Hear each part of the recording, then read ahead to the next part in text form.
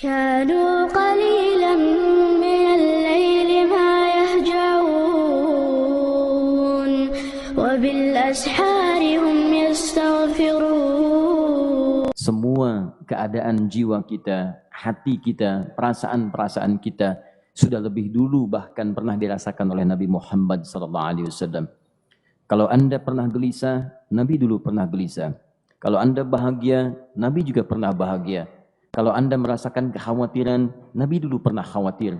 Dan miniatur kehidupan kita sudah dicontohkan dalam perjalanan kehidupan Nabi Muhammad SAW agar kita bisa belajar mengatasi problematika kehidupan.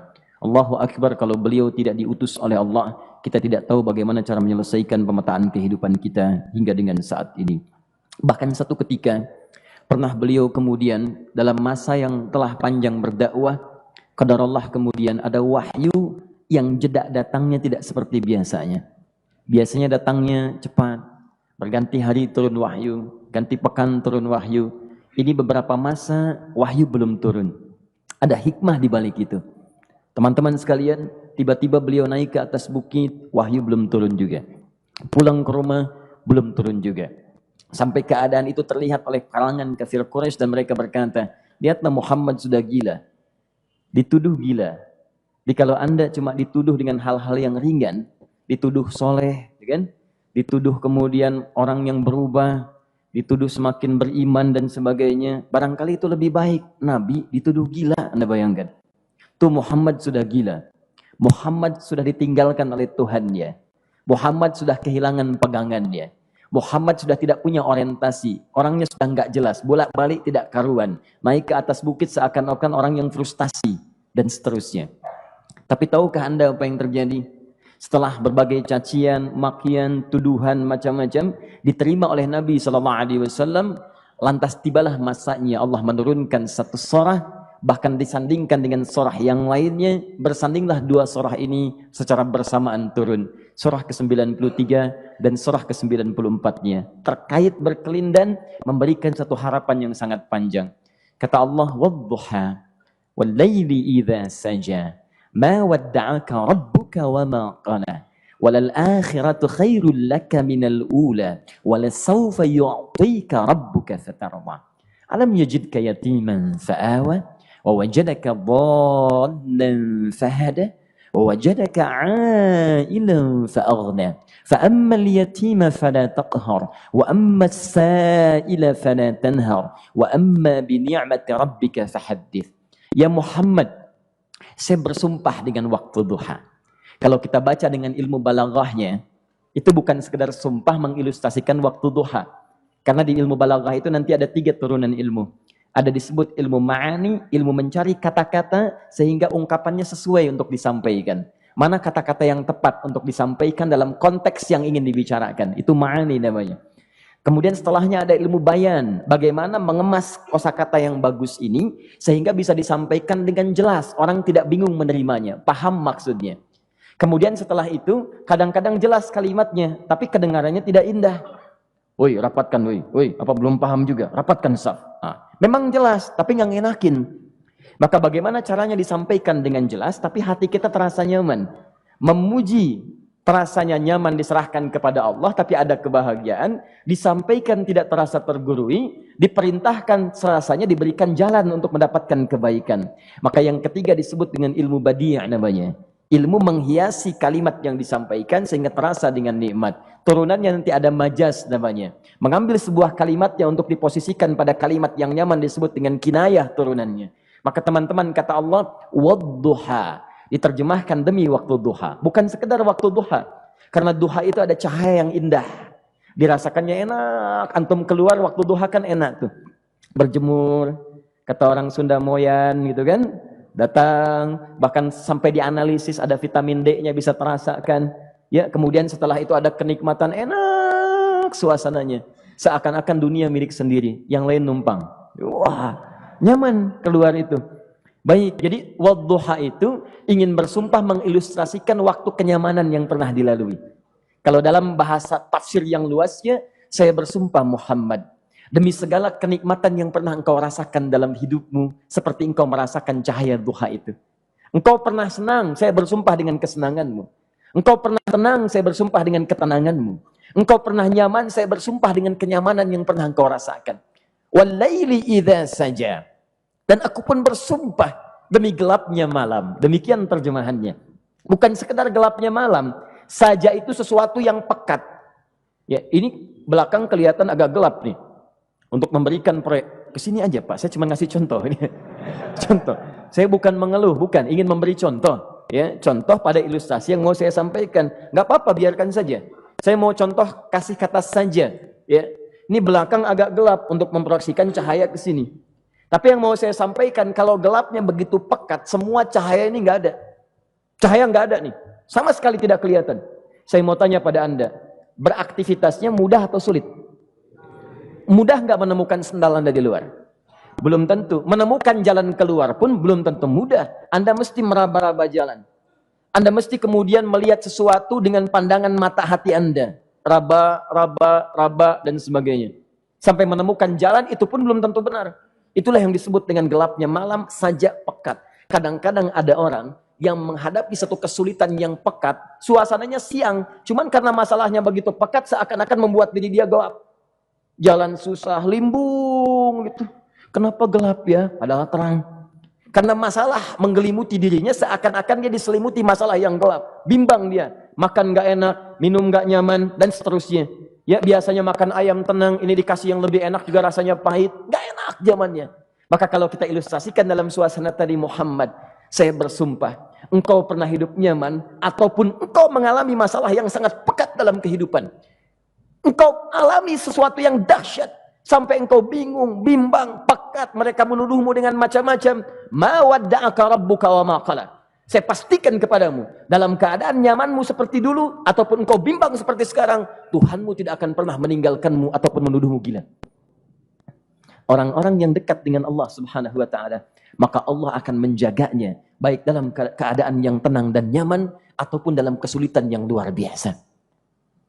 Walal akhiratu khairul laka minal ula.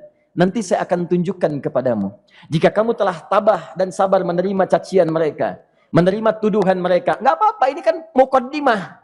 Masa kamu masih panjang. Kamu masih panjang dalam berdakwah, kehidupan kamu masih panjang membawa tugas dan misi. Kalau kamu belum bersabar pada yang sekarang, bagaimana dengan yang di masa depan? Tapi saya pastikan kepadamu, jangankan yang seperti ini, masalah pekat yang paling hebat pun kamu akan hadapi, yang membuat kamu sedemikian sulit, lebih daripada ini, yakinkan pada jiwamu, aku tidak akan pernah meninggalkanmu. Ini prinsip dalam kehidupan kita. Jika Anda menggantungkan hidup kepada Allah, Anda bersandar dengan baik kepada Allah, maka ayat ini akan mengatakan, teman-teman sekalian, Allah tidak akan pernah meninggalkan Anda dalam setiap kehidupan Anda. Nanti, sekarang perjuangan, kata Allah, walal akhiratu khairul laka minal ula. Nanti saat kamu tiba di akhirat, saya akan tunjukkan kepadamu, ada yang lebih hebat yang tidak pernah engkau rasakan sebelumnya saat di bumi. Tidak akan ada lagi kesulitan yang kamu hadapi. Tidak akan ada lagi cacian yang kamu kemudian hadapi. Tidak ada lagi kemudian tuduhan yang kemudian kamu rasakan. Aku akan berikan apapun yang kamu inginkan sampai kamu puas. Wala sawfa yu'tika rabbuka fatardah. Nanti kamu pengen apapun, aku berikan. Kalau sawfa masih ada jeda, ya. Kalau bahasanya wa yu'tika mungkin seketika. Tapi ketika mengatakan sawfa, artinya bukan saat ini Muhammad. Sekarang pun aku berikan, tapi nanti yang di akhirat aku berikan sampai kamu merasa puas. Ayo minta apa saja. Hadir, hadir, hadir, hadir. Tapi yang paling indah, kalau kamu tidak percaya, alam yajidka yatiman sa'awa. Cobalah ingat, kalau sekarang sedang susah, coba ingat dulu. Bukankah saat kamu yatim, aku yang merawat sampai kamu tidak merasakan kegelisahan itu? Lahir bapak tidak ada, aku cukupkan dengan kakek. Kakek meninggal, aku hadirkan ibu dan paman hadir di sekitaranmu. Ibu meninggal, ada kakek. Kakek meninggal, ada paman. Dan Khadijah hadir di sekitaranmu. Bukankah aku rawat pada saat itu? Wajadaka dhallan fahada. Kamu sedang bingung, sedang susah, bukankah sering aku berikan petunjuk kepadamu? Wajadaka ailan fa'aghna. Kamu merasakan kesulitan, lahir dalam keadaan yatim, tidak ada pendukung, maka aku jadikan kaya. Bukankah saat kamu menikah dengan Khadijah, aku tambahkan lagi pendukung untuk misi dakwahmu? Ini pesan dalam Al-Quran. Kalau Anda sedang merasa susah, kalau ingin menenangkan diri, ingat-ingat yang baik-baik yang dulu. Kalau Anda sedang jatuh dalam bisnis, ingat-ingat saat Anda meningkat dalam bisnis Anda. Allah tidak pernah tinggalkan Anda. Mungkin ini ujian untuk membuat Anda lebih hebat lagi di masa depan. Kalau Anda tidak tahan bantingan yang sekarang, bagaimana Anda bisa mengatasi pelintiran yang akan datang? Karena dalam kehidupan bukan cuma dibanting. Anda mungkin mengalami penyingkiran, penyungkuran, lipatan, guntingan, bantingan, macam-macam. Jadi kalau satu gaya belum bisa Anda atasi, bagaimana Anda bisa berharap mendapatkan turunan yang lainnya? Selalu ingat bahwa jika hidup Anda ingin tampil gaya, Anda harus merasakan tekanan dalam kehidupan. Karena F selalu berbanding lurus dengan P, hukum Pascalnya. Gaya berbanding lurus dengan tekanan. Orang yang ingin tampil gaya dalam kehidupan, maka dia mesti siap menghadapi tantangan-tantangan hidup yang diatasi. Turun ayat. Sampai ujungnya. Jadi kalau kamu sudah begini lagi, jangan pernah kamu membentak orang lain. Jangan pernah merendahkan orang lain. Karena Allah pun menjaga setiap hamba sepanjang ia mendekat kepadamu. Setelah itulah turun kemudian surah Al-Insyirah. Alam nashrah lakas sadra. Antum kenal Nabi Musa? Baik. Tapi agak lumayan lah. Tadi saya di Soreang kenal Fir'aun. Di sini Musa. Baik, alhamdulillah. Perhatikan ya, dahsyatnya pemberian Allah kepada Nabi Muhammad SAW. Nabi Musa alaihi salam, dan sering kali kita bacakan untuk memohon kepada Allah. Rabbi syrahli sadri. Perhatikan baik-baik. Ini keunggulan Nabi Muhammad SAW dibanding Nabi Musa alaihissalam. Dua-duanya Nabi, Rasul, tapi masing-masing punya keistimewaan. Musa, Nabi, berdakwah, memohon kepada Allah kelapangan hati. Rabbi syrahli sadri. Ya Allah, tolong lapangkan hatiku nih. Kenapa mesti lapang? Karena pasti Musa merasakan nih. Saya tahu betul karakter Fir'aun. Belum apa-apa sudah memaki. Kalau orang yang hatinya tidak lapang, tidak akan tahan dengan makian, keluarlah kemudian balasan yang tidak digambarkan sebelumnya. Fir'aun itu kasar. Kasarnya bukan sekedar kasar, bahkan saking kasarnya bisa berujung pada eksekusi kematian.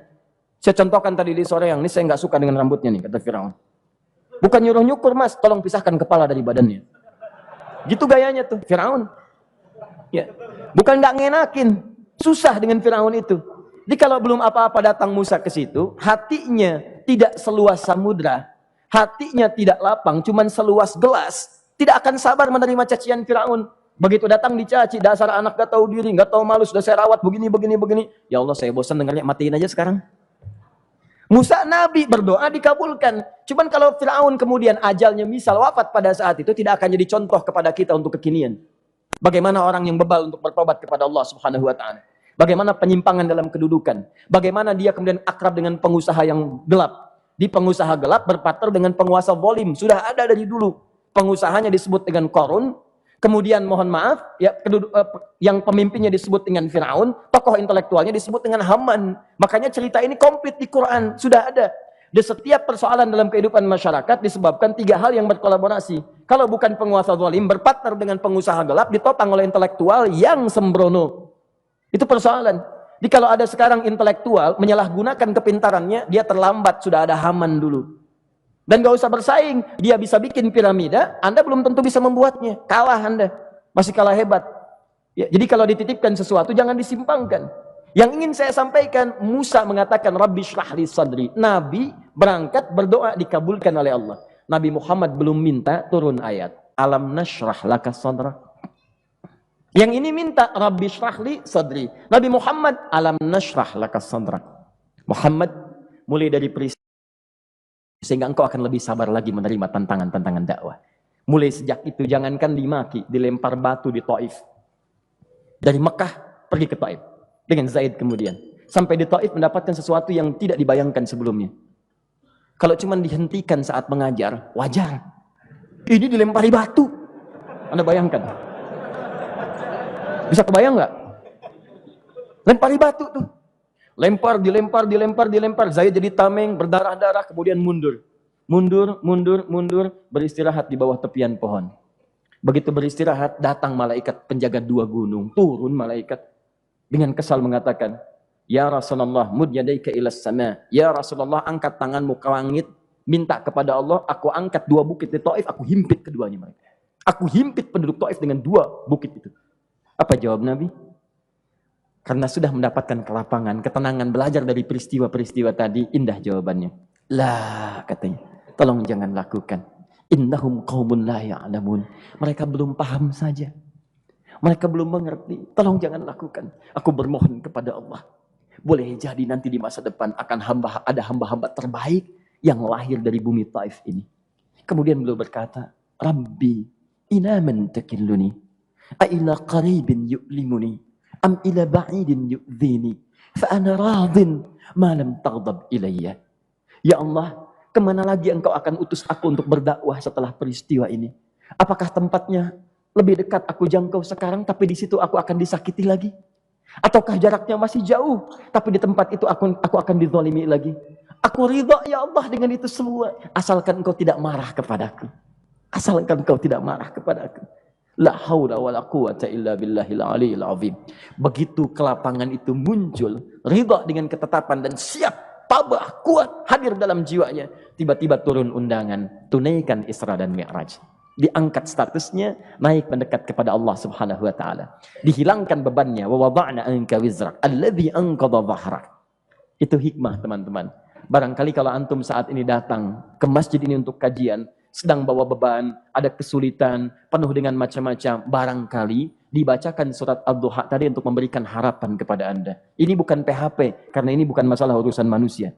Ini adalah janji yang tidak akan pernah diingkari. Innallaha la yukhliful mi'ad. Kata Allah, Anda punya masalah, ingat suasana tenang pada masa lalu. Bukankah saya memberikan ketenangan kepadamu? Mendekat kepada saya, Anda bersabar, yakinkan bahwa ujian yang saya berikan saat ini sesungguhnya untuk membuat kamu lebih hebat di masa depan. Karena orang hebat tidak akan pernah sepi dari ujian untuk membuat dia lebih kuat menghadapi tantangan dalam